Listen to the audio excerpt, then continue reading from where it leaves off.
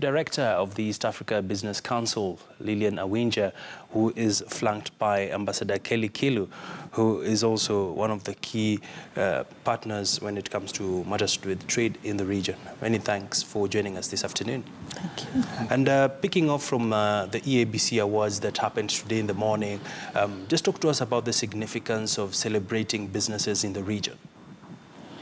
Thank you very much for hosting us at KTN Studio. If you look at the Treaty of the East African Community, you'll see that in Article 7, the integration process envisages a private sector-driven integration or market-driven integration. Correct. So the private sector is supposed to be at the center of the regional integration, and that has been happening for the past many years.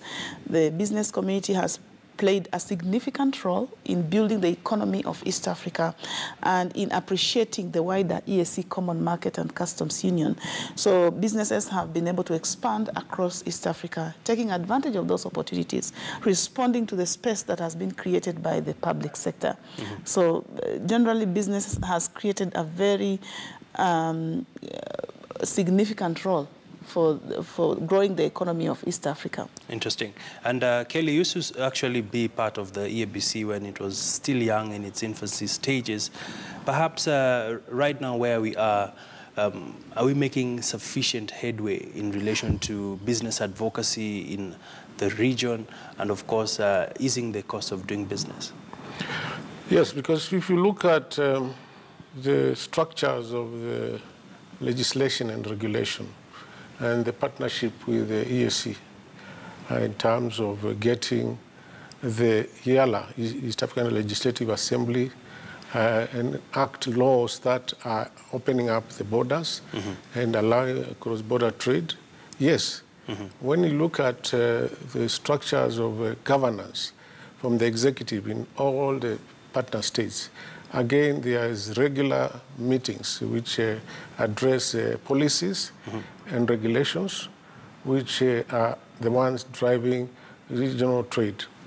Now, what is more crucial is the capacity of all of us, whether it's the private sector, which is the apex body, East Africa Business Council, and also the Secretariat of the East African Community and the East African Legislative Assembly, all of who are based in Arusha, to be able to get the partner states execute the decisions made in Arusha or by the EAC meetings. And that has been a challenge in the past. However, with a lot of influence, of course, given that we are part and parcel of the treaty, like has been stated by Lillian, then we have that opportunity and access to decision-making, fast-tracking it. Okay. So that is happening. And Lillian, right now we are seeing a lot of push by the regional presidents to channel more funding towards infrastructure. We're seeing LAPSET, we're seeing SGR, ports being one of the top priorities for the regional presidents. And right now, how would you describe the state of affairs in intra-regional trade in EAC? I think the call for better infrastructure had been there for a very long time. And the improvements that we see today are a response to the private sector request to improve the infrastructure, to improve the road network, improve the ports, improve their efficiency, so that it's easier for movement of goods across the region, and it's easier for businesses to grow and thrive within the region. So looking back from where we have come from, it is clear that we are doing much better as a region.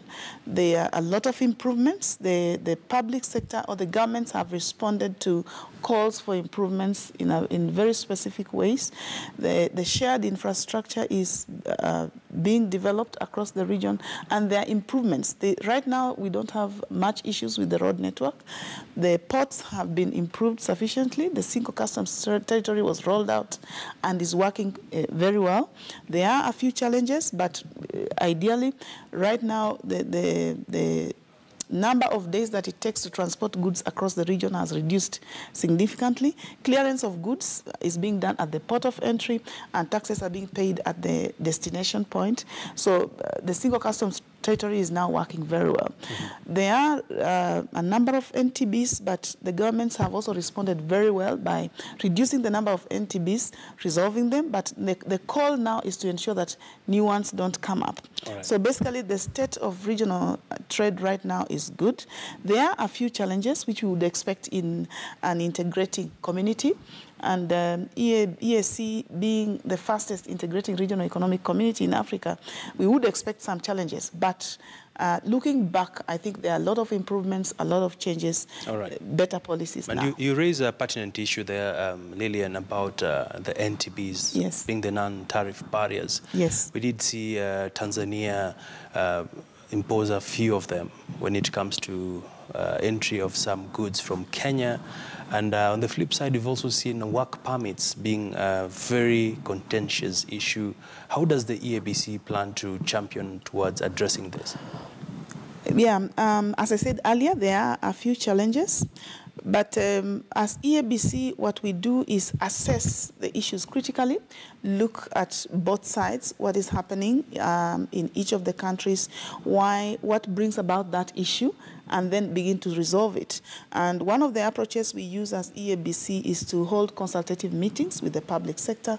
So talk to the ministries, talk to the agencies that are involved, and begin to resolve that issue to ensure that businesses can continue to thrive across the region.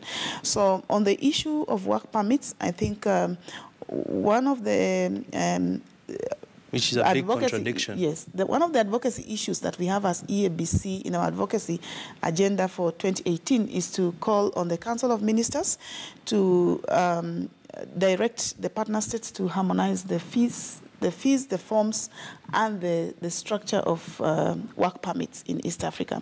That has not been done. In fact, the countries that have already eliminated the work permit fees have been doing it out of goodwill.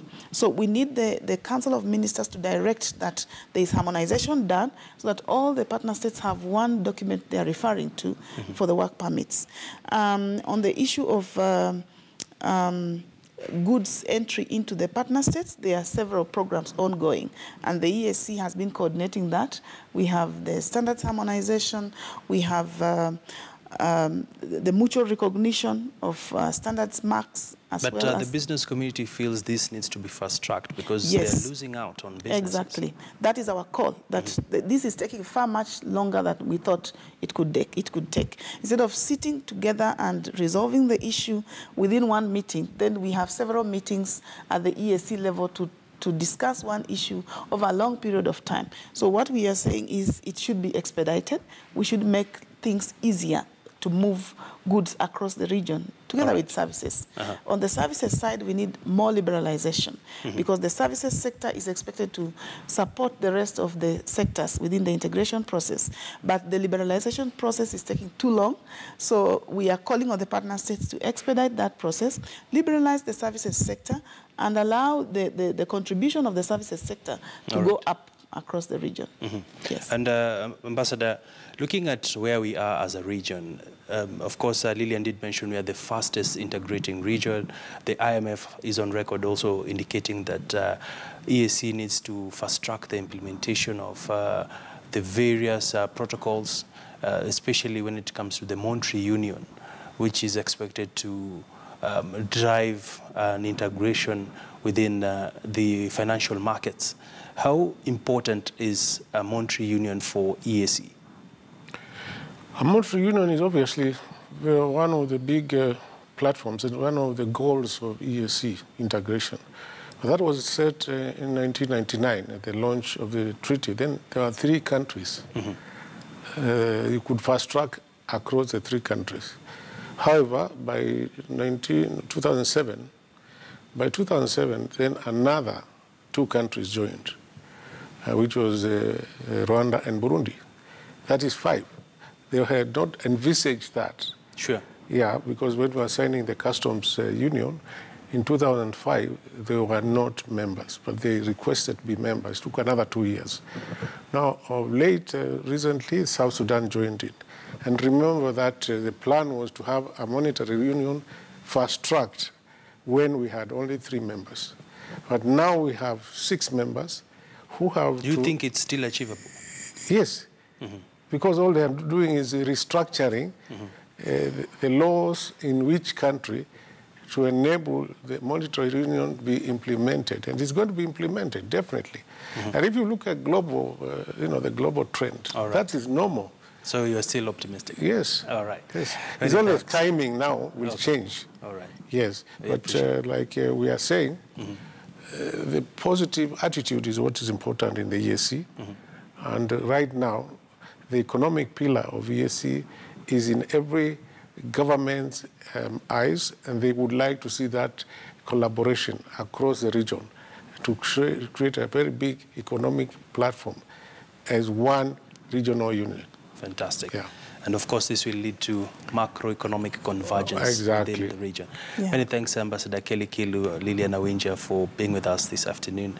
We appreciate your views, and we look forward to a better year for integration and deepening of the markets within East Africa. Many thanks. Thank you. Well, moving on to some more news now, and at a time when the country is grappling with energy shortfalls and